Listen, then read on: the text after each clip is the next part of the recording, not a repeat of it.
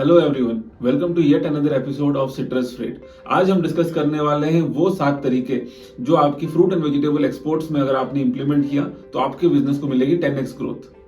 चलिए डिस्कस करते हैं। पहला, प्रोडक्ट।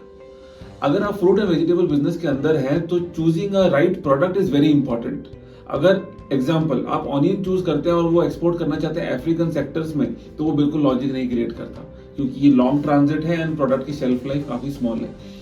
तो डिसाइड करना है कि प्रोडक्ट की शेल्फ लाइफ कितनी है, प्रोडक्ट आपको किस प्राइस पे सोर्स हो रहा है एंड उस प्रोडक्ट के लिए किस तरह के मार्केट में डिमांड बहुत ज्यादा है। एग्जाम्पल, अगर आप ऑनियन एक्सपोर्ट बिजनेस में घुसना चाहते हैं एंड ऑनियन को एज अ कमोडिटी चूज करते हैं तो उसके बेनिफिट्स क्या हो जा रहे हैं। Largely onion is a cheap product, बहुत सस्ते में प्रोक्योर हो जाता है एंड जिन कंट्रीज में जाता है उसमें सबसे ज्यादा कंजम्पशन गल्फ में होती है, जिसका ट्रांजिट इंडिया टू गल्फ के बीच में हार्डली 5 डेज का है। तो शॉर्टर ट्रांजिट पे अगर ऑनियन को मूव करते हैं तो आपको रोटेशन ऑफ पेमेंट अच्छा मिलता है एंड इस तरह का प्रोडक्ट विदेश में बहुत अच्छा सेल होता है। Number 2, people. अगर आप ऑनियन जैसा कमोडिटी चूज कर पाए या कोई भी कमोडिटी जो आपके प्रोडक्ट के लिए बहुत राइट फिट करती है, उसके लिए आपको ऐसे लोग लगेंगे जो आपको इस बिजनेस को सक्सेसफुल करने के लिए हेल्पफुल होगा। एग्जाम्पल कि अगर आप किसी प्रोडक्ट में घुसते हैं जैसे ऑनियन, तो आपको ढूंढना है कि आपको ऑनियन सोर्सिंग कहाँ से मिलेगी, हु इज द फार्मर या हु इज द सेलर या सप्लायर जो आपको ये ऑनियन देगा, किस प्राइस पे देगा। सेकंड, आप कहाँ पे इसकी सॉर्टिंग ग्रेडिंग करेंगे, आपकी पैकेजिंग कैसे होगी, पैकेजिंग के लिए मैश बैग्स अगर लगते हैं या कार्टन बॉक्सेस लगते हैं तो वो आपको कौन देगा, राइट। आपकी लॉजिस्टिक्स कौन करेगा, आपका फ्रेट कौन करेगा, आपका डॉक्यूमेंटेशन कौन करेगा, आपका पूरा लीगल कंप्लायंस कौन देखेगा। तो एक बिजनेस को रन करने के लिए जनरली आपको बहुत सारे लोगों की जरूरत होती है, अकेले आप पूरे बिजनेस को रन नहीं कर सकते। तो किस तरह के डिपार्टमेंट्स आपके प्रोडक्ट को ग्रो करने में लगेंगे वो बहुत जरूरी है, और किस तरह के लोग उसमें लगने वाले हैं वो बहुत जरूरी है। Choosing right people on the right stakeholder network is very important. Third है प्राइस।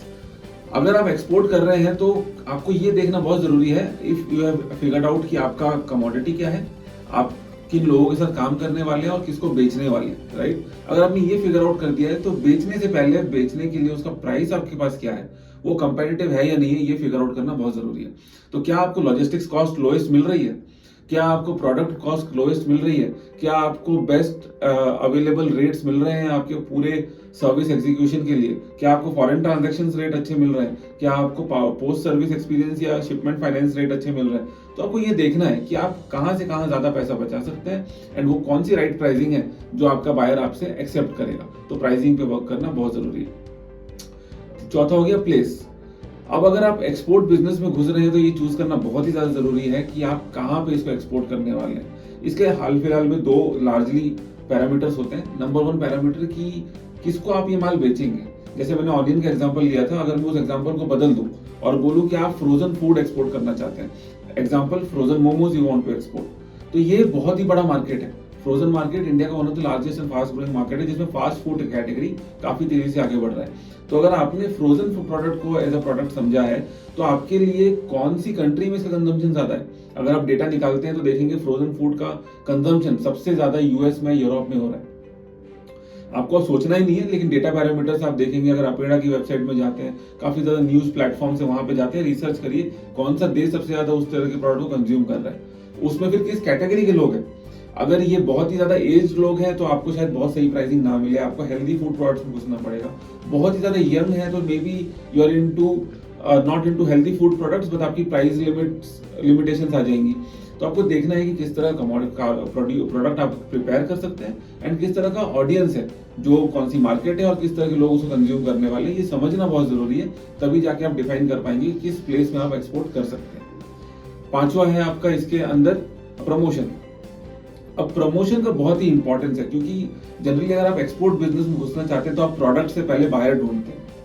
अगर आपके पास प्रोडक्ट नहीं है तो आपको बायर नहीं मिलेगा, अगर आपके पास पीपल नहीं है तो आपको सही प्राइस नहीं मिलेगी, अगर आपके पास सही प्राइस नहीं है तो आप सही प्लेस पे एक्सपोर्ट नहीं कर सकते। And in order to export to the right place, you have to market your product on the right place.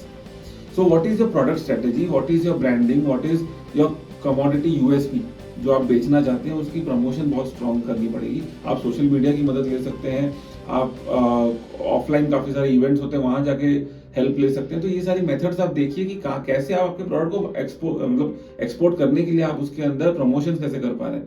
But हाँ, उससे पहले प्रोडक्ट को स्ट्रॉन्ग करना बहुत जरूरी है। If you are very confident कि आपका प्रोडक्ट स्ट्रॉन्ग है और सही काइंड ऑफ टारगेट मार्केट आपने पकड़ा हुआ है, तो promotion will not be very difficult. But yes, promotion is very important to find a buyer. हर समय ये ट्राई कीजिए कि आप बायर के पास नहीं जा रहे, लेकिन बायर दौड़ता हुआ आपके पास कैसे आए।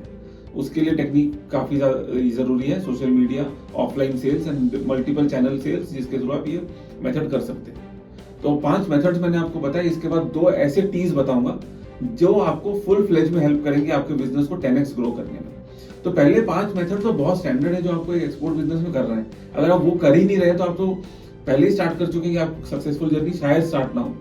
तो first 5 process was hygiene methods. Next 2 methods is very important. Technology, which is first T. Technology एक ऐसी चीज है जो आज के जमाने में हर घर में घुस चुकी है।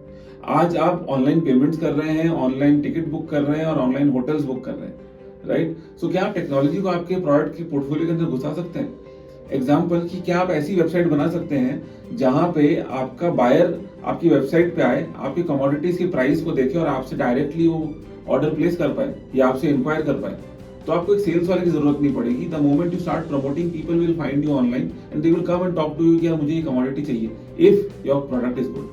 सो टेक्नोलॉजी का यूज कीजिए कि स्केलेबिलिटी कैसे ऐड करूं बिजनेस के अंदर, ग्रोथ कैसे ऐड करूं, कम से कम लोगों में ज्यादा से ज्यादा प्रॉफिट में कैसे अटेन करूं। Use different kind of software जो सस्ते हैं आज के टाइम पे, और उन सॉफ्टवेयर से आप आपकी day to day activity like accounting का स्ट्रेस रिड्यूस कर सकते हैं। Automate your accounting process, automate your pre sales process, automate your operations process, इन सब पे फोकस कीजिए।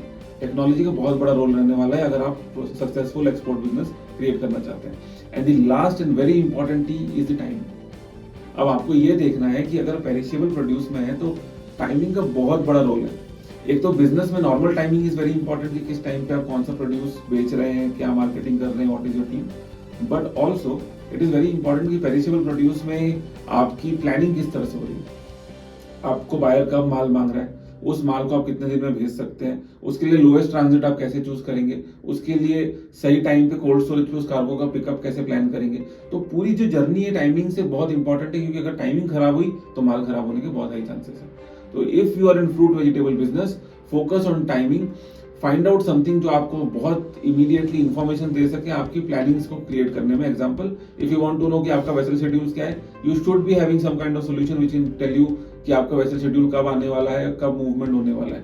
अगर आपको चाहिए कि आपको ट्रक्स चाहिए बहुत सारे, किस टाइम पे चाहिए, कौन से टाइम पे पहुंचने चाहिए, कौन से टाइम पे निकलने चाहिए, तो do you have this kind of vendors who can work on the timing level of execution for you. Timing और टेक्नोलॉजी पे भी फोकस करना बहुत जरूरी है। Thank you.